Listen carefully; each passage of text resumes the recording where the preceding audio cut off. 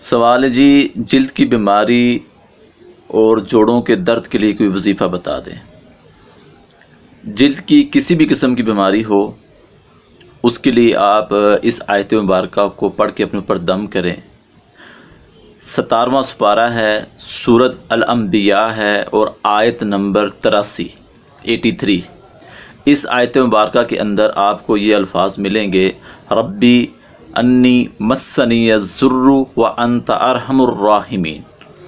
रब्बी अन्नी मस्सनी ज़ुर्रु व अंत अरहमुर राहिमीन।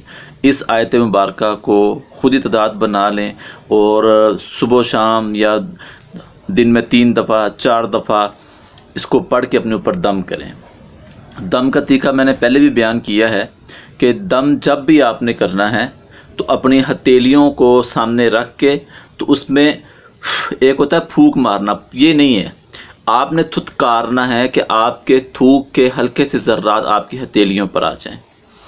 ये इसलिए कि उस बरकत से जो आपने कुरान को पढ़ा है, या कुरान की बरकत से अल्लाह ताला आपको शिफा देंगे। फिर अपने हाथों को मल के फिर सारे जिस्म पे हाथ फेर लें।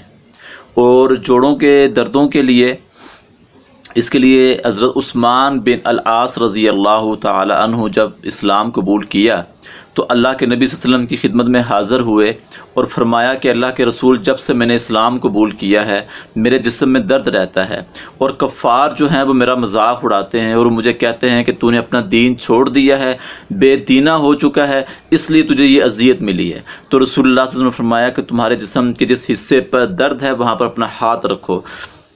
हाथ रखने के बाद फरमाया 3 दफ़ा ये पढ़ो, बिस्मिल्लाह बिस्मिल्लाह बिस्मिल्लाह। फिर 7 दफ़ा ये दुआ पढ़ो, आऊज़ु बिइज़्ज़तिल्लाहि व क़ुदरतिही मिन शर्रि मा आजिदु व उहाज़िरु। ये अमल करें, अल्लाह की रहमत से इंशाअल्लाह जिल्द की बीमारी भी ठीक हो जाएगी और ये जो जोड़ों का दर्द का मसला इंशाअल्लाह भी ठीक हो जाएगा।